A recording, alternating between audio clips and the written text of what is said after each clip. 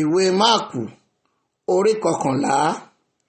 Nígbà tí wọ́n sì súnmọ́ etí Jerúsálẹ́mù létí Bẹ́tífájì àti Bẹ́tánì ní òkè Ólífì, ó rán méjì nínú àwọn ọmọ ẹ̀yìn rẹ̀, ó sì wí fún wọn pé, ẹ lọ sí ìletò tí ó kọjú sí yín.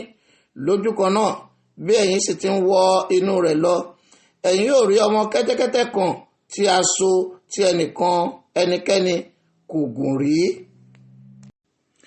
Ẹ tú kí ẹ sì fà wá. Bí ẹnikẹ́ni bá sì wí fún yín pé, èéṣe tí ẹ̀yin fi ń ṣe èyí, ẹ wí pé Olúwa ní fi ṣe.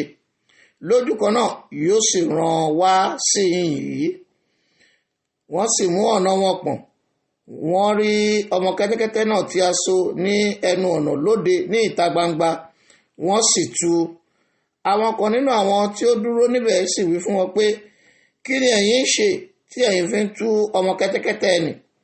Wọ́n sì wí fún wọn gẹ́gẹ́ bí Jésù ti wí fún wọn. Wọ́n sì jọ̀wọ́ wọn lọ́wọ́ lọ. Wọ́n sì fa ọmọ kẹ́tẹ́kẹ́tẹ́ náà tọ̀ Jésù wá. Wọ́n sì tẹ́ aṣọ wọn sí ẹ̀yìn rẹ̀. Òun sì jókòó lórí rẹ̀.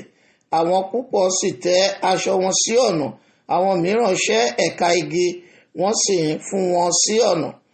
Àti àwọn tí ń lọ níwájú àti àwọn tí ń bọ̀ lẹ́yìn ń kígbe wípé, Hòsánà!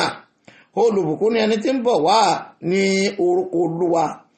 Olùbùkún ni ìjọba tí ń bọ̀ wá, ìjọba Dáfídì bàbá wa. Hòsánà lókè ọ̀run. Jésù sì wọ Jerúsálẹ́mù àti tẹ́ḿpìlì. Nígbà tí ó sì wo ohun gbogbo yíká, alẹ́ ṣá ti lẹ́ tán, ó sì jáde lọ sí Bẹ́tánì pẹ̀lú àwọn 12. Ní ijọ́ kejì, nígbà tí wọ́n ti Bẹ́tánì jáde, ebi sì ń pa á. Ó sì rí igi ọ̀pọ̀tọ́ kan ní òkèèrè tí ó ní ewé. Ó wá bí bóyá òun lè rí ohun kan lórí rẹ̀. Nígbà tí ó sì wá sí ìdí rẹ̀, kò rí ohun kan bí kò ṣe ewé, nítorí àkókò èso ọ̀pọ̀tọ́ kò tí ì tó. Jésù sì dáhùn, ó sì wí fún pé, kí ẹnikẹ́ni má ṣe jẹ èso lórí rẹ̀ mọ́ títí láé. Àwọn ọmọ ẹ̀yìn rẹ̀ sì gbọ́. Wọ́n sì wá sí Jerúsálẹ́mù. Jésù sì wọ inú tẹ́ḿpìlì lọ. Ó bẹ̀rẹ̀ sí lé àwọn tí ń tà àti àwọn tí ń rà ní tẹ́ḿpìlì jáde. Ó sì taari tábìlì àwọn onípàṣípàrọ̀ owó dànù àti ìjókòó àwọn tí ń ta ẹyẹlé. Kò sì jẹ́ kí ẹnikẹ́ni kí ó gbé ohun èlò kọjá láàrin tẹ́ḿpìlì. Ó sì ń kọ́ni. Ó wí fún wọn pé, a kò ti kọ̀wé rẹ̀ pé ilé àdúrà fún gbogbo orílẹ̀-èdè ni a ó máa pe ilé mi, ṣùgbọ́n ẹ̀yin sọ di ihò àwọn ọlọ́ṣà. Àwọn akọ̀wé àti àwọn olórí àlùfáà sì gbọ́. Wọ́n sì ń wá ọ̀nà bí wọn ò bá ti ṣe parun, nítorí wọ́n bẹ̀rù rẹ̀, nítorí ẹnu ya gbogbo ìjọ ènìyàn sí ẹ̀kọ́ rẹ̀. Nígbà tí alẹ́ sì lẹ́ tán, ó jáde kúrò ní ìlú. Bí wọ́n sì ti ń kọjá lọ ní òwúrọ̀, wọ́n rí igi ọ̀pọ̀tọ́ náà gbẹ tí gbòǹgbò. Pétérù sì wá rántí, ó sì wí fún un pé, Rábàì, wò ó, igi ọ̀pọ̀tọ́ tí ìwọ fi bú ti gbẹ. Jésù sì dáhùn, wí fún wọn pé, ẹ ní ìgbàgbọ́ sí Ọlọ́run. Lóòótọ́ ni mo wí fún yín, ẹnikẹ́ni tí ó bá wí fún òkè yìí pé, ṣídìí kí o sì bọ́ sínú òkun, tí kò bá ṣiyèméjì ní ọkàn rẹ̀, ṣùgbọ́n tí ó bá gbàgbọ́ pé ohun tí òun wí yóò ṣẹ, yóò rí bẹ́ẹ̀ fún un.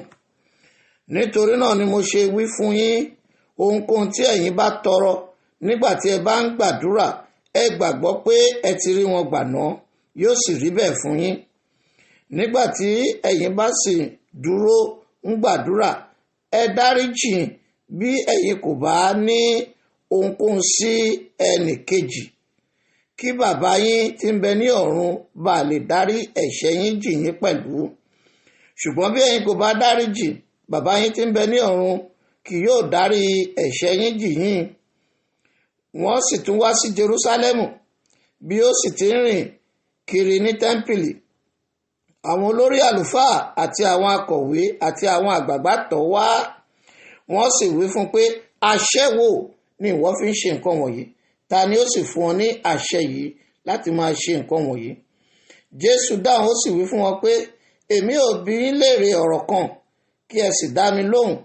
Èmi ó sì sọ fún yín àṣẹ tí èmi fi ń ṣe nǹkan wọ̀nyí.